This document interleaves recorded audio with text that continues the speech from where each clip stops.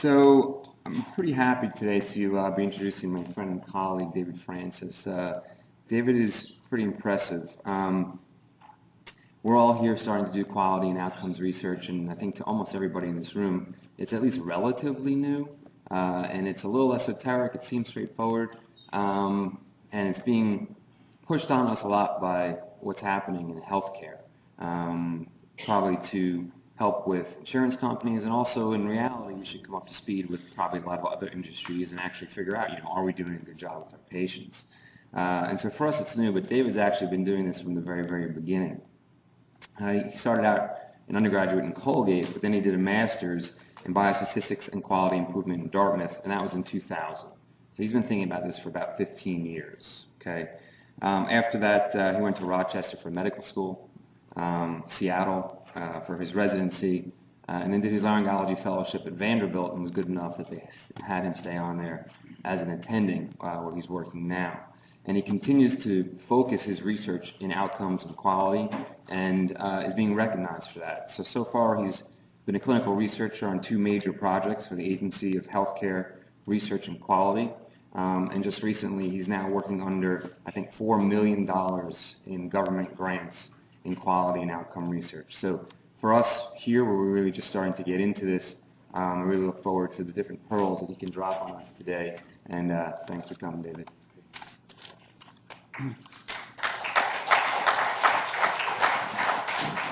That was too kind. I'm still feel like a resident sometimes, still learning along the way here. But basically, I want to first thank everyone for inviting me, for Michael inviting me, Dr. Jendon for having me up. This is obviously something that I care deeply about, and it's one of these frustrations in our field, and it's also one of these great opportunities in our field is kind of learning what we do right and wrong. And we do this stuff every day, and I think it's, for good or for bad, we don't really know how well things work except in our own experience. And so what I'm going to try to do today is give you a new perspective, hopefully, or a different perspective than you may have heard before. I am ADD, so I'm going to be all over the place in this talk, so bear with me and we'll get there. But I'm going to talk about outcomes research, barriers to its progress, and how to advance its rigor and impact in our specialty. I have no disclosures, but we'll be giving my opinion about a lot of things, so bear with me on that.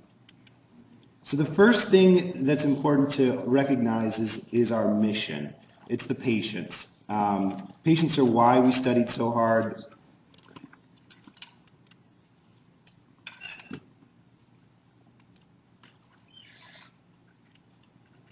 Patients are why we studied so hard. Patients are who we aspire to help. Of note, but much of what we do wasn't taught in school, and arguably wasn't even taught in our residency. And we learn from our experience, and we truly do practice on our patients. All the pillars of medicine, clinical practice, teaching, and research aim to improve the care of patients, and each in order affects a magnitude greater number of patients. If you do clinical practice, you're going to help 30, 40,000 people in your career. If you teach, that goes up a magnitude or more up, because you're going to be helping all these other people learn how to treat those patients. And if you do research, it could either be less than clinical practice, or if you do it right, can make a huge impact in people's lives. And so that's what we're going to talk a little bit about today. But first I want to introduce one of these concepts that I find really interesting. And again, the introduction to this world that we're in is residency. It's an amazingly strange, exhilarating, transformative, and challenging time in our lives. We enter residency knowing almost nothing about otolaryngology or caring for patients. But paradoxically, the interns and junior residents are expected and given seemingly primary responsibility for the department's patients. And as a result of this immersion, we often develop what is kindly referred to as unconscious incompetence. That is, we have a lot of confidence that we can help patients, but lack both the knowledge and the experience. And these deficiencies become more conscious as we get further along in the field. Both knowledge and experience increase until we develop conscious competence and ultimately become whatever an expert means. But throughout this evolution from know-nothing to blissful competence, our motivations change. We are not only beholden to our patients, but to each other, to our fellow residents, to our attendings. And there are norms of reciprocity that develop, like a social cohesion, a value network. You basically become a team. One theory that relates to residency is something called the social capital theory. It's the advantage and importance of relationships. People who do better are somehow better connected. The person, the team, or organization's capital is created and strengthened by how strongly interconnected the network is. This network of community is important to build the generalized trust, which in turn fosters a more cohesive society. A primary concept in this theory is the concept of closure. In this context, it refers to those factors that pulls groups in on themselves. These are the strong ties, this is the culture of trust, that's the social cohesion, it's the connectedness, and ultimately it's those forces that create an efficient team. In residency, we start with everything being brand new. Then we learn an approach to working up epistaxis, to doing a neck dissection, to drilling a mastoid. There's value in doing it the same way every time, to have an algorithm, a guide. As you advance in residency, you consolidate this knowledge until it becomes a rote. In this case, the first thing we do is this, then we do this, and etc. There's advantage to learning surgery this way. It breeds trust among fellow residents and between the resident and the attending during surgery.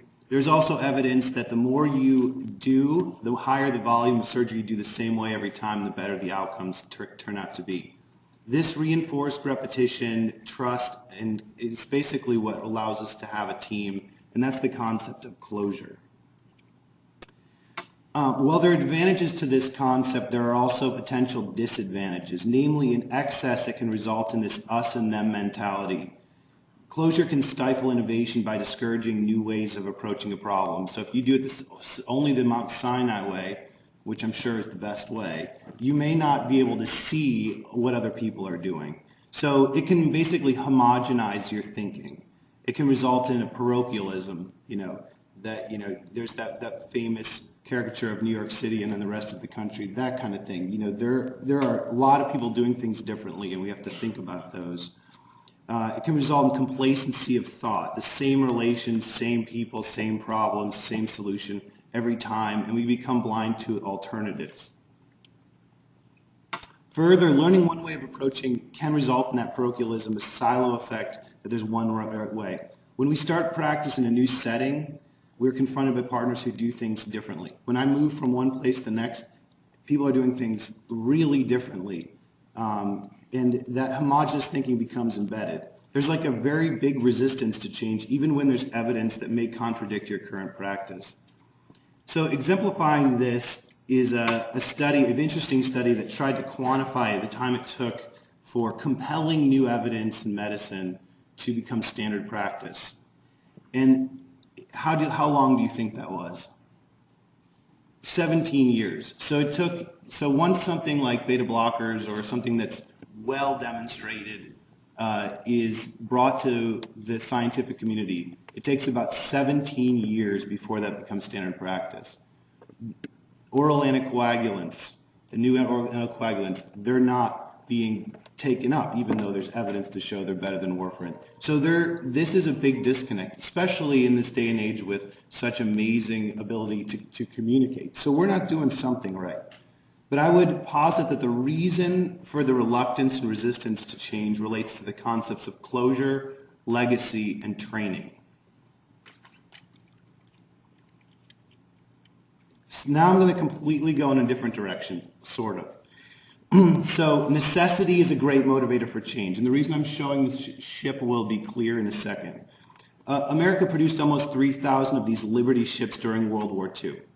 That's the most ships of any design ever launched. America's pre-war support of Britain in World War II required these merchant ships, but German submarines were sinking them 3 times faster than we could create them. So ships need to be built at a faster rate to ensure that Europe had food, fuel, weapons, and quote-unquote even liberty itself. A little dramatic, but probably true. To construct these Liberty ships, the U.S. Maritime Commission turned to established shipbuilders on the East Coast. And they also turned to Henry Kaiser, a man who had never built a ship in his life on the West Coast. Kaiser looked at this with a different set of eyes. He had just completed the Hoover Dam about 2 years ahead of schedule. And there are, if you learn about Henry Kaiser, you learn that he's not the most savory gentleman all the time, but he was effective. He was a network entrepreneur. He could cut corners by integrating production steps that were typically seen as separate. So he recognized that welding was faster than riveting. He, instead of building the whole ship from the bottom up, he would prefabricate the bow, the stern, the deck houses, and basically bring them together on an assembly line. And he put them back together at the shipyard. So basically when he did this on the West Coast, the East Coast people were spending about 244 days building a ship. With his new approach, he brought that down to 46 days, and he had never built a ship before in his life. So the fastest ship ever built was 26 days. So although there are several lessons you can learn from this story, the most germane to this talk is that new ideas are rarely new. They're usually borrowed from other industries and adapted. And this concept is important as we transition to discussing outcomes research in otolaryngology. So outcomes research is a really weird, vague thing. When I told a mentor when I was in grad school that I was interested in outcomes research, he asked me what that meant.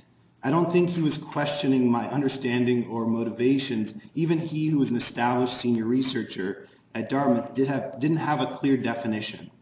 And the looseness of this definition is what makes it so accessible. Most clinicians and basic science researchers feel that outcomes research is really not very difficult, and many purport expertise in this area. And at its most basic level, this is true. Reporting on the outcomes of your last 30 thyroglossal duct cysts is a form of outcomes research. However, just as in any research endeavor, it is not a question of whether people can access it, it's the rigor of the approach that's important. Outcomes research includes facets of epidemiology, health service research, biostatistics, health policy, comparative effectiveness, quality improvement, cost effectiveness, and qualitative patient-centered research. It is, in its essence, patient-centric, and its goal is to improve the outcomes and quality of care in patients through the application of these diverse techniques. Much like other specialties, progress in outcomes research in otolaryngology is hampered by several factors, some of which I will discuss today. These include issues related to variation, measurement, dogma, lack of research training, and parochialism. As we discuss these, I will provide some examples of how these barriers were overcome and provide a paradigm for progress in the field. First, variation. Variation abounds in healthcare. Each center I've worked in does it differently and also claims to do it the best. Interestingly, it was variation in otolaryngology that was the impetus for modern outcomes research in general. However, it was not a shining day for our specialty. In their 1975 study in the journal Science, Wenberg and Gittleson reported on healthcare delivery in Vermont with a particular attention to surgery. Dr. Wenberg was the head of their Department of Health at the time and was charged with looking at what was working and what wasn't. So when they started to study this, to their surprise, they found that the rates varied tremendously of surgical procedures over the state's 13 health service areas, with the most striking example being tonsillectomy. It varied from a low of 13 to a high of 151 cases per 10,000 persons. Again, what does that mean? But to put that in perspective, that means that over 70% of children in the highest HSA had a tonsillectomy. The conclusion was that something was amiss with healthcare delivery, and the group at Dartmouth has spent their entire career and center focused on this issue. In fact, the current president famously mentioned overutilization of tonsillectomy in the ACA debate. The reasons for this variability are complex. Some relate to experience, education, and training, but in the majority of cases, physicians are not trying to do intentionally providing inappropriate care. They really believe they're doing the right thing for their patients. Another example was a brief survey that one of the leaders early leaders in healthcare, Eddie, worked on. This was this period of time when breast reconstruction was the silicone implant was being questioned in terms of its safety. And he asked breast reconstruction experts simply one question: what was the rate of breast implant spontaneous rupture? Here are the results from experts in the field, ranging from 0% to 100%. This is real data. I mean, that's scary. And clearly, there is a disconnect between available knowledge and practice. Variability still exists in the rates of surgery. This figure provides some insight into the phenomenon. The y-axis is the number of surgeries performed on Medicare beneficiaries in all U.S. hospital service areas. The type of surgery is shown on the x-axis. To the far left are hip fracture repair, and to the far right are radical prostatectomy.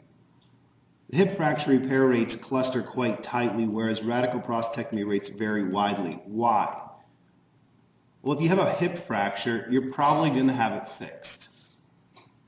There's a high correlation between indication and treatment. In contrast, if you have prostate cancer, there's more gray area. You may have watchful waiting, treat with XRT, chemotherapy, etc. So this geographical variation is most probably due to surgical practice patterns. Some urologists may be just quicker to recommend radical prostatectomy than others. So extrapolate this to the problems that we treat. Think about tonsillectomy today, ear tubes, sinus surgery, or even laryngectomy. We don't have any of this data. We don't know where we stand, and we don't know what the right rate is for a specific group of people. Variation is also on the radar of hospitals, third-party payers, the government, and patients. We evaluated the surgical cost for one CPT code, direct laryngoscopy with excision at Vanderbilt.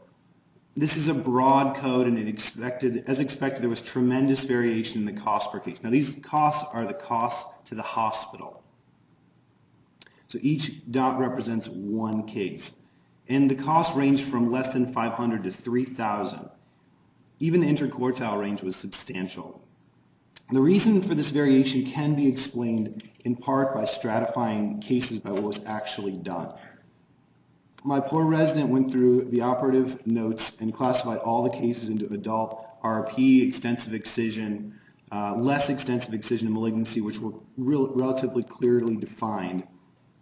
And you can see the variation in terms of what was actually done. We know that the CPT codes are too blunt to explain what we actually do every day, but how do you think third-party payers will see this? Dr. X did the surgery and it cost $500. You did the surgery and it cost you $3,000. And the same thing goes for the hospital. These are hospital costs. So the hospital administrators who may not have any idea what you do but look at the CPT code costs could say, you know, Dr. X, you did it for $500 and you did it for $3,000. Explain yourself. Or they may not even ask you to explain yourself. They may just expect you to do a certain way. This is another example that is closer to home here. This is Medicare data with per patient charge for treating a COPD exacerbation at various hospitals in close proximity. Charges ranged from $7,000 to $100,000, and it was national news. And these stories are garnering news. The problem is we don't do a good enough job of explaining ourselves. Why is this happening? And if we can learn how to explain this, we can probably improve care for patients, reduce costs, and have a cogent explanation for our policymakers. So if there is variation, where does the truth lie? Living in our closed silos, we may be reliable, do the same thing the same way every time, and be very precise with our surgical results. But are we hitting the mark, or should we be investigating other approaches that may benefit our patients more? We need to embrace variation. We need to think carefully about it. We need to study it. We need to explain it so that we can identify best practices and consider applying them to ours. This is critical not only for our patients, but also for health policy, for the economy, and also arguably for the future of our specialty. If we don't understand what we're doing, then someone else is going to decide for us. The next issue that I'm going to discuss that's limiting progress in outcomes research is measurement. We cannot improve something if we can't define it or if we cannot measure it. An FDA NIH panel was convened to discuss what outcomes should be standard and required for approval of new medications, instruments, and devices. The panel recommendations were that the primary outcomes should measure things that matter to the patient. They identified these three categories: feeling, function, and survival. That's all they said. And when I first read this, I'm like, that seems really kind of weak, because that's everything. But if you think about what our drugs are based on now, for example, let's take cholesterol. Cholesterol is a surrogate measure. It's cholesterol. You don't feel your cholesterol every day. Maybe you do if you live in Nashville.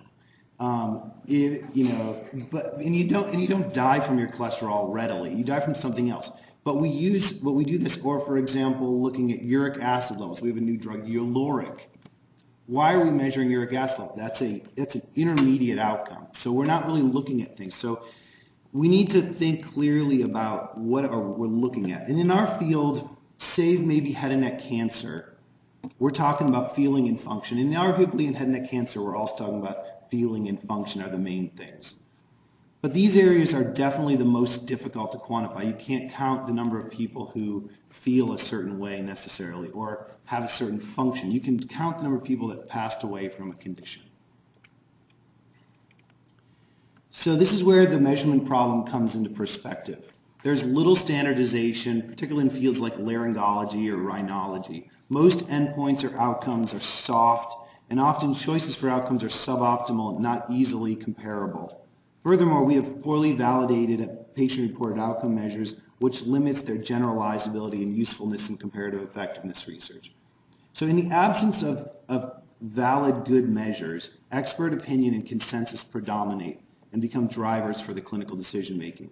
This promotes the concept of eminence-based medicine rather than evidence-based medicine. So we're not alone in having difficulties with measurement, though. New ideas are available, and by new ideas I put that in quotations, are available if we listen to and borrow from our colleagues in other specialties and across disciplines. There have been significant advances in psychometrics so we can create a better PRO measure. There are rigorous qualitative and mixed methods research methodologies that can be applied to better understand the patient's perspective. There are advances in comparative effectiveness methodologies that allow us to compare treatment modalities even in the absence of the randomized controlled trial. So everyone says we can't do randomized controlled trials because we're surgeons. Well, that's not actually true, and there's other ways to do it. So we need to get creative, and we need to access some of our experts in other areas that have been doing this for years. Psychiatry, psychology, other areas that do things that we may not think are relevant to us, and also in other fields in general. But ultimately, when you're doing your research, it's important to measure a concept that matters to the patient. If it doesn't matter to the patient, that's hard to sometimes recognize. Is it a surrogate measure? And this should drive your decision making when you're figuring out kind of what you should be doing with your research. This is another issue that we always get into discussions about, the subjective versus the objective measurement. So there's a camp of researchers and clinicians who are constantly looking for the objective measure. In voice, we're talking about acoustics and aerodynamics and cepstral analysis, shimmer, jitter, subglottic pressure, etc. But the problem with measurements like this, and the same thing goes for acoustic rhinometry and other things, the problem with these measures continues to be that they don't correlate with patients' complaints consistently. There are patients who have terrible parameters who are very happy and would even consider themselves to have a normal voice. We need to keep our primary outcome patient-centered because in the end, their opinion is really the only one that matters. If they're happy, we should be happy. This is one of my favorite journal articles ever. Patients have expectations, and we must learn to align them with reality and must learn to assess the outcomes in a manner that is meaningful to them. And this is like the ideal patient because they don't expect anything, and so it's hard to disappoint them. This is amazing that got through. The next limitation to progress that we'll talk about is dogma. I remember very clearly during residency being told only once when asking a question of my attending during surgery in a hurried and curt manner that we do it this way because that's the way it's always been done. This argument is no longer defensible. Many established medical practices are wrong. A study of New England Journal of Medicine articles that evaluated established practices over a 10-year period found that 40% of cases, the scientific evidence caused a reversal in medical practice, meaning that in 40% of the articles that they published looking at an established medical practice, they found the opposite, that it wasn't actually true. And I suppose I should be shocked by that result, but I'm not. Think about your current practice or that of your attending surgeons. How many statements said in clinics have strong evidence to support them? I would argue, at least, sadly, even in my clinic, I don't think there's evidence. And I've talked about this with some of my fellows. So are we practicing eminence-based medicine or evidence-based medicine? I think that's an important question when you go back to your practices. So it is incumbent on us to challenge the dogma and in practice and to critically appraise research that may lead to misinformed practice patterns. So an example of this actually derived from when we were in Journal Club during residency. We were evaluating a large case control study from a very well-respected group that found that GERD increased the risk of laryngeal cancer by 2.4-fold. That's a magnitude similar to smoking. This would be a surprising and important finding considering how many people are now diagnosed with GERD. It is one that could change practice. On closer examination of the study design, it was recognized there were several, but one major flaw in the study. The overall design was correct. They had a group of patients with cancer and a group of controls, and they looked back at the VA database, a huge number of patients, to assess how many actually had GERD. And as we all know, the symptoms of GERD are all over the place, especially when you're using retrospective data.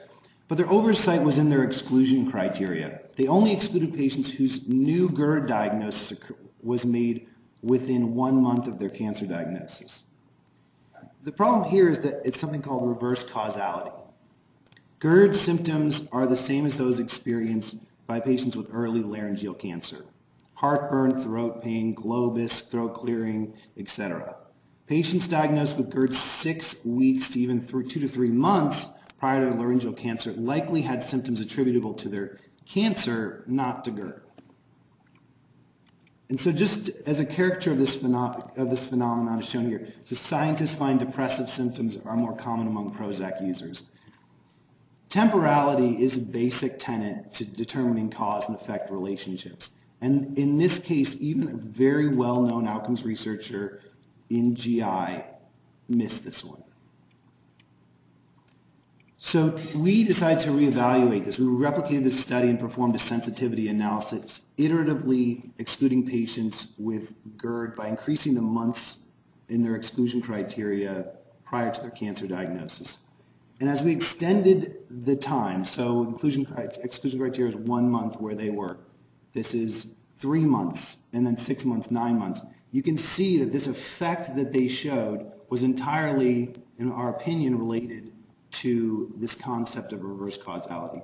That the symptoms, they were catching patients who were diagnosed based on symptoms, when in reality they had cancer at the time.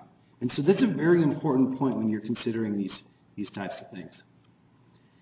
Another promoted dogma from more recently that we've been dealing with is the concept of dysplasia being a linear process. If you have severe dysplasia, you are doomed to transform into CIS and ultimately into cancer. This has been the assumption of one of my more senior partners who has been performing serial microflaps on these patients with vocal fold dysplasia for 25 years. But upon evaluating his experience, we found something curious. That dysplasia was not a linear process. These are just 4 of the 54 patients he's been following for a long time and doing full thickness biopsies of.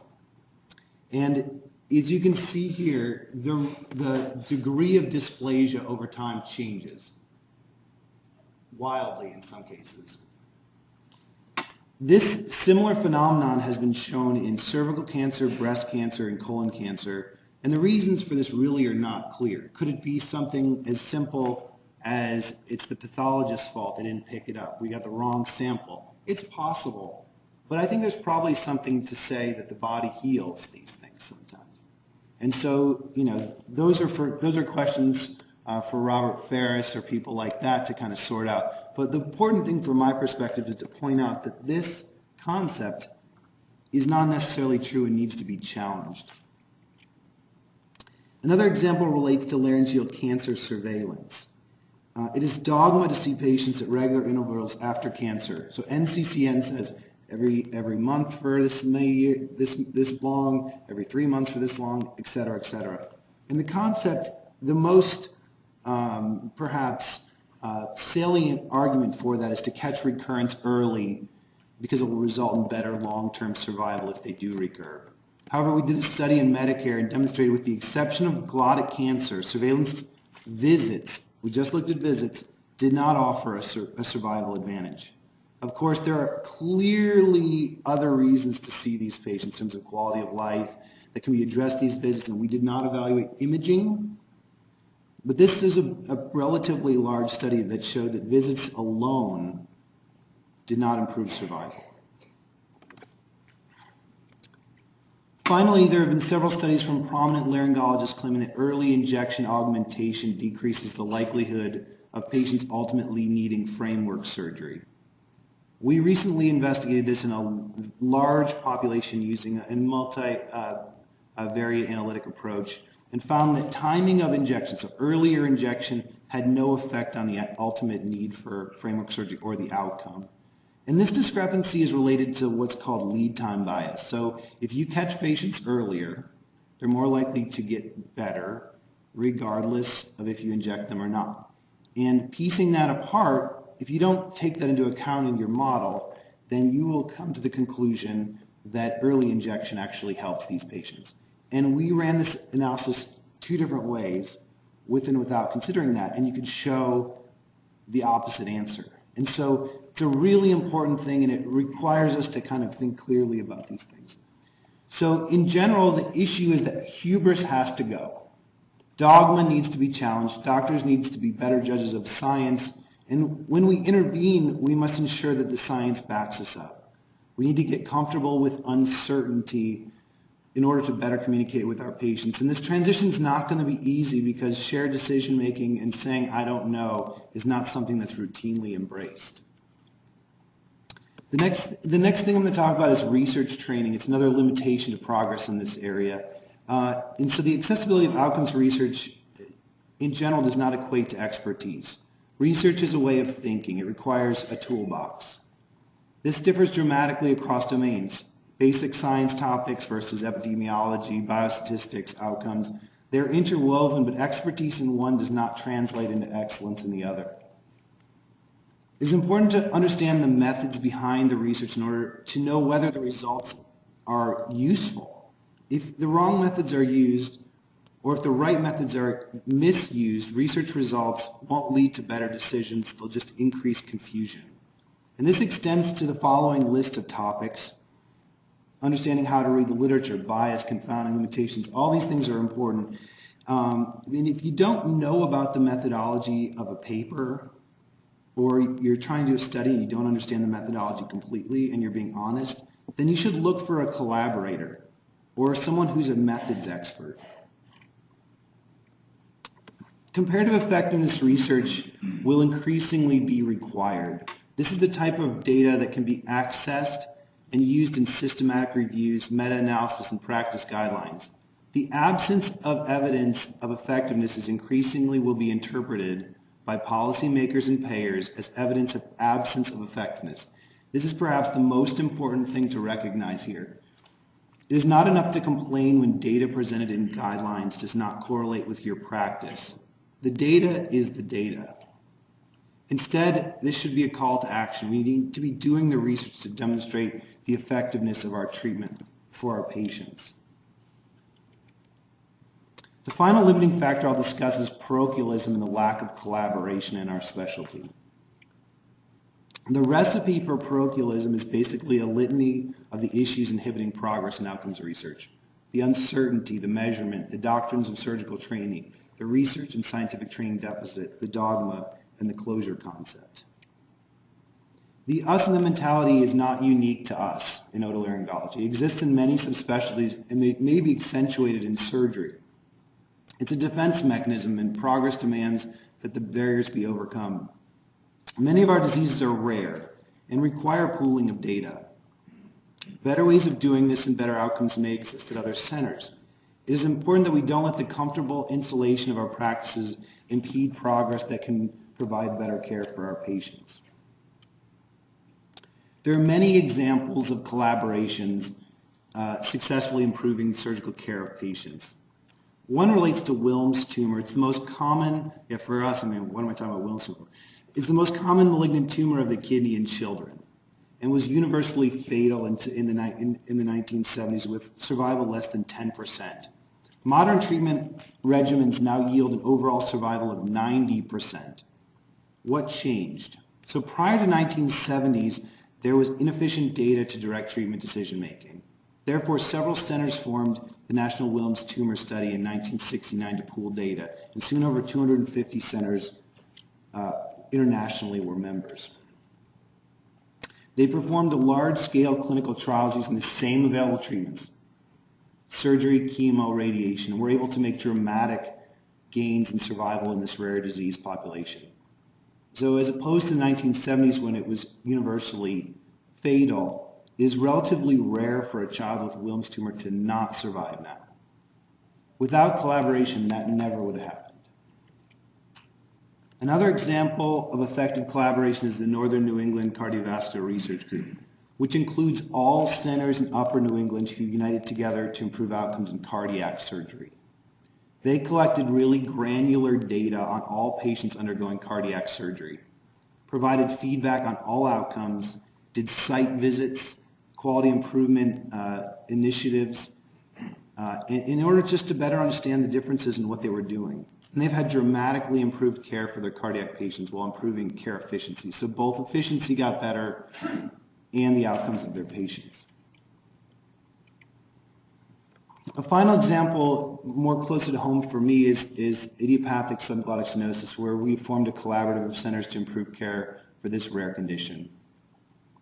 Our retrospective data, which we collected from about 15 centers, basically showed a difference in time to recurrence between sites. So up here on the top is open versus endoscopic. First, so what we're looking at is these are survival curves with survival, or each drop representing a recurrence. So from their first surgery to their second surgery is what we're looking at. And so if you look at this, you can see that there appears to be a difference between open and endoscopic. And there's lots of reasons and complicated, and we're not saying that's better. But what's more interesting to me is if you look in the bottom here between endoscopic and open. There is an outlier in the endoscopic group. And it's possible that they're lying, it's possible it's not true. But what's important to recognize is that there are differences among centers now. And that if we talk to and learn from each other, we can really make a difference in terms of bettering care for these patients. And this work has spurred our PCORI-funded initiative that's going to expand this to even more centers, and we're going to look at this in a prospective manner. This paradigm for progress, paradigm for progress in improving outcomes research in our specialty relates to the second pillar of the social capital theory, and that's the concept called brokerage. This is relationship driven. Being a bridge between disciplines, approaches, or philosophies can provide us with contacts and ideas that can help us to progress. This process requires risk. It means leaving preconceptions behind, listening and trying to understand a different perspective. It means knowing your limitations and sharing your strengths. What looks like a beautiful drive to one person looks bumpy to another. These are the structural holes and are what needs to be bridged by brokerage. We need to see what's on the other side. We need to see them as opportunities and not threats. The reality is that we are the content experts, people in this room. But most of us don't have much research training, and I include myself there. Methodologists may have the skills to find a solution to one of our problems, but don't even know that it's a clinical problem. So collaboration is therefore critical. Relationships are the path forward, and RNA scientists should not be expected to have expertise to run a clinical trial. A head and neck surgeon does not inherently understand the methodology behind meta-regression. Brokerage is needed. Variation is an opportunity. Issues in measurement solved by applying new techniques and aligning perspective. Dogma can be overcome by rigorous research. Parochialism can be overcome by sharing data and open-mindedness, and research knowledge gaps overcome by research training and interdisciplinary collaboration. So the research, so you've seen this graph before. This is actually the Dunning-Kruger effect curve, which was given the Nobel Prize for Psychology in 2000. It's basically the same graph I showed you at the beginning of the presentation. The progression, it basically represents the progression we all experience during residency and beyond as we develop competence in clinical care. But it also describes mine, and I would argue anyone else who does research, our experience in terms of learning. It pertains to all scientists. It takes time and effort and collaboration to progress. In research, we don't have Dr. Jenin teaching us how to do free flaps. You have to find someone to help you. It's not going to come to you. So this process can be humbling, going and finding someone and saying, I don't know what I'm doing, but I have a great idea. But it also can be very exciting.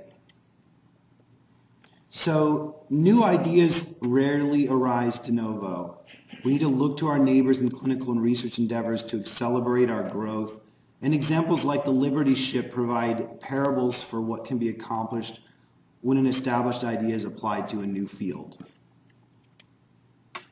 In essence, it is the connections with new people who have dealt with the same issues in their fields, apply their approaches, a new idea to an analogous problem in our specialty.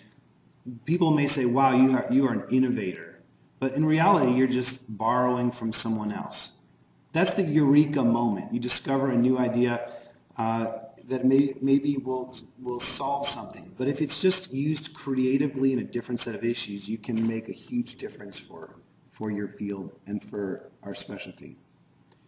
The principles discussed derive from this concept of social capital theory. So the brokerage is the concept of bridges, which are valuable in creating information variation, and closure is the bonds that are valuable for eliminating variation and protecting connected people with information inconsistent with what they know. And these concepts apply both to individuals and organizations. There are times when closure, pulling groups in on themselves, definitely is required and advantageous. If you're learning surgery, you don't want to learn 18 different ways to do it. If you're producing items, you don't want each item carved by hand. And also, if you're developing a team, you don't want to do things different every single time. However, people too long in their closed network have difficulty coordinating with people that are different from themselves.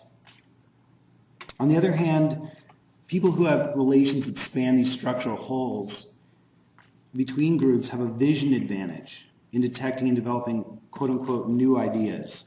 Brokerage is a source for endogenous change. However, without the counterbalance of closure, this process can result in erosion of trust and fragmentation of the team or organization. So ideally, there is an equilibrium where there's new ideas are introduced, carefully considered and incorporated, and made part of the fabric of the team, which is made stronger through the forces of closure. So in essence, these structural holes, these problems, these areas that we don't know anything about in our field are all around. But people don't even see them often because we're so into what we do on a daily basis. So, there's conventions in thinking, organization, the broader environment that obscure the other side, leaving us to see only empty space. So these structural holes are made apparent by the debris of legacy. Evidence-based guidelines not jiving with current practice can surprise people. The new leadership arriving and asking, why do you do it this way? A new partner starting and offering a different surgical approach not previously considered. So my advice is, when you have the opportunity to learn how someone in another group does what you do differently, is to go. Get exposure, suspend your judgments and preconceptions, listen, think, and ask why. The future is, this is a picture of Nashville. The future is exciting. There will continually be a lot of challenges and structural holes to address as residents start their own practices specifically, or for the specialty in general. This social capital metaphor that I talked about today is ultimately about connecting with people, listening, hearing, challenging yourself, and being comfortable with uncertainty while considering alternatives. It requires continuous self-assessment and drive to avoid complacency, to know when to consolidate and when to look to expand your horizons.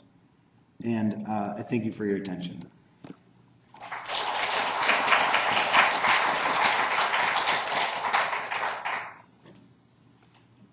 So I'll start out the questions.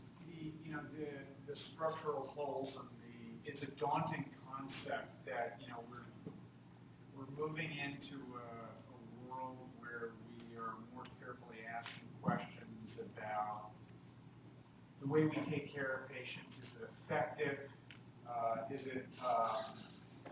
Is our approach to care the right approach? There's so many different people that do it so differently. And I know you're studying this in your small kind of orphan disease, and really in otolaryngology, everything's an orphan disease. But the question is, should we be considering integrating MPH type of courses into residency programs, into fellowship programs, even into young faculty programs? Is that the answer? In other words, for so long, computers were daunting until Apple came along and demonstrated a way to make it friendly. And now, the octogenarians have iPhones.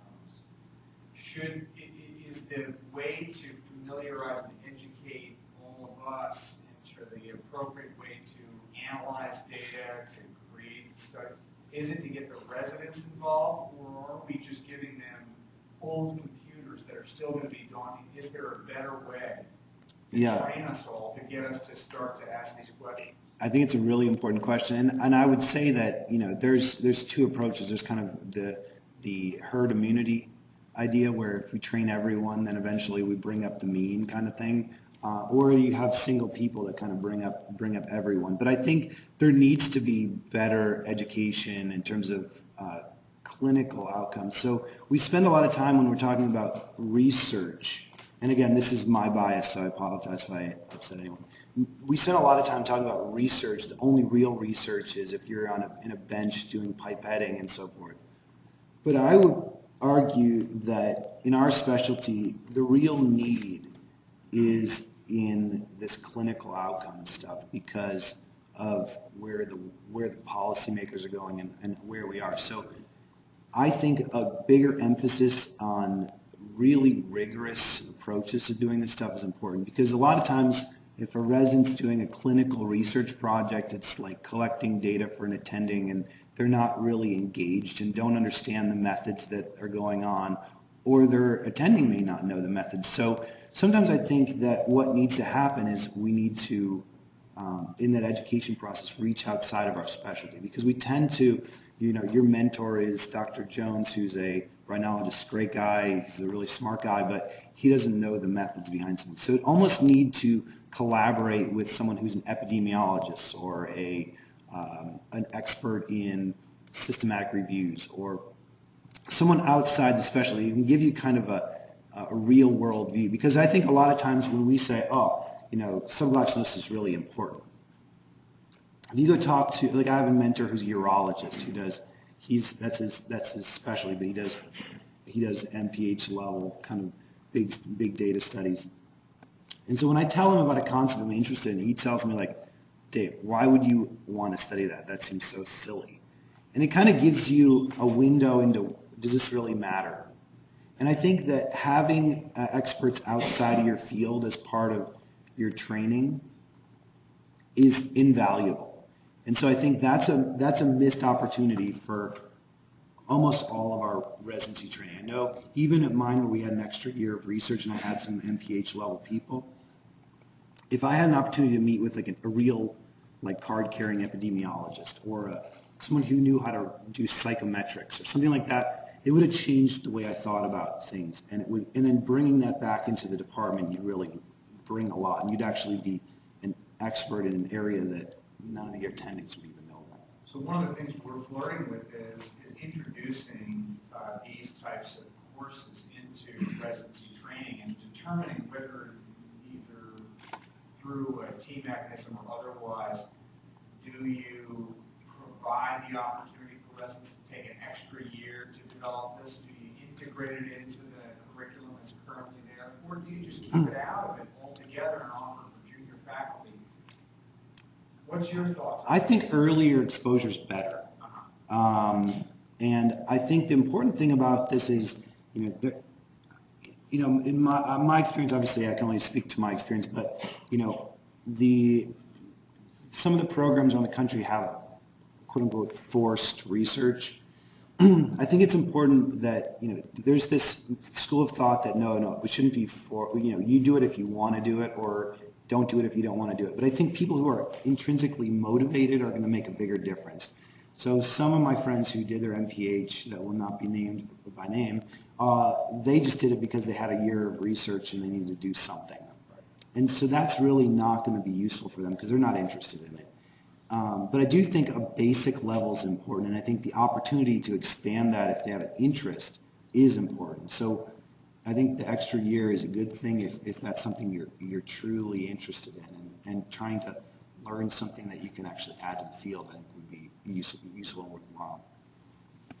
Other questions? First, one of the biggest problems is it depends on finances in the end, right? So actually getting data, and creating databases. We just started using RedCap for a program we're putting in for that child apps and how it works. But what are some of the ways of overcoming that, not having to devote people full DE to data collection and function?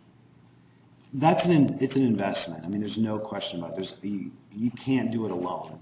And so that's where identifying other people in different fields or some infrastructure that may already exist and linking up with them is important.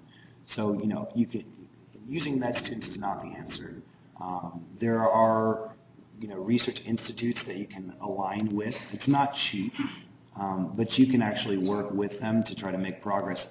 And if you think about the time you would spend doing it versus someone else, your time's going to be a lot more, quote unquote, valuable or costly if you're spending time putting things into a database.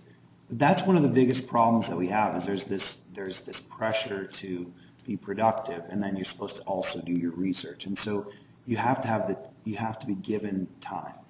There's no like secret way around that. Either someone has to have time. So either you do it or you have to hire someone to do it. And that's an investment, and that's something that, everyone struggles with. I mean, if you have funding, great, but not very many people have funding to do these projects. But you can't get to that point unless you invest up front.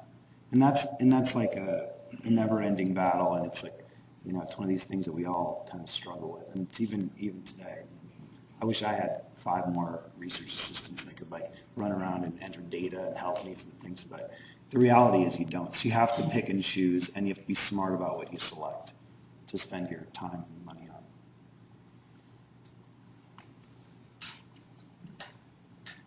I thought it was a great talk, and I think very timely as healthcare policy is going to evolve in the future and the days all about dollars. The focus on what you mentioned when your concepts of dogma, Yeah. I think that's one of the biggest problems I see. Our clients, my judgment, in the industry where dogma does have value, and we follow the concepts of mathematical induction, 1 and plus 1. Right. When do you stop? The classic example is nasal hemorrhage. No one's ever done a study to show packing in those same Right. slots.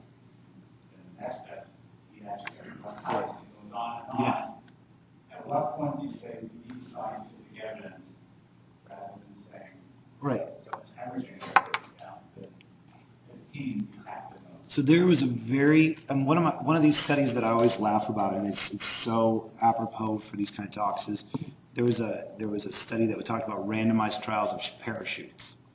So people that think that there needs to be evidence for everything, they should get into a double-blind randomized trial of using parachutes, because we know they work.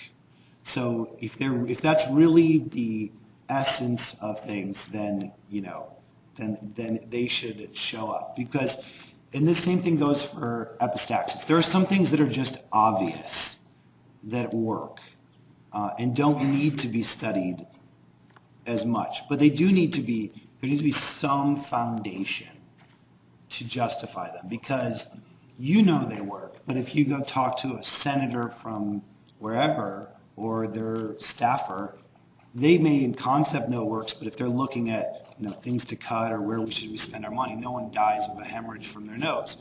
That's because we're packing them.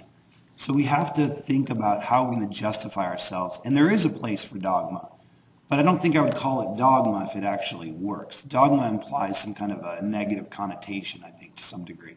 So there are things that are out there that have been done for years and years that I think have a place, but we should also spend time demonstrating that they're actually real. And they should be the easiest studies to do, by far. And those are things where a case series of whatever can show, that this is a reasonable thing. Not everything needs to be a randomized controlled trial. I mean, you could do that retrospectively and show that none of your patients who had massive hemorrhage died. And that would be important. Right. So that's easy. I agree with that. The question is, as it gets grayer and grayer, how do you mathematically make those distinctions? You have to have people that are interested in doing it. I mean, you can't study everything. It's impossible. So you have to think about high importance things, or things that are gray. But I think the important thing is, or things that are expensive. So you have to figure, you could do like a Pareto diagram of what's the most expensive thing we do to the least expensive thing we do, and look at that. But I think the important thing is when residents are coming up, is ask those questions like, why the heck are we doing it this way? And the answer for that is because if you don't do it, they're going to bleed to death. And that's a pretty clear answer.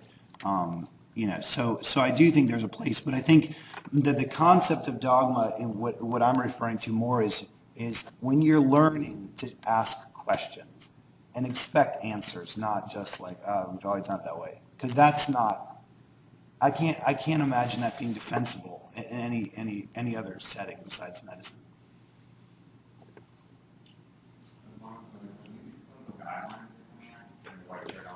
And so those come back, those from this pure data, and no one believes it, and how we're supposed to follow this.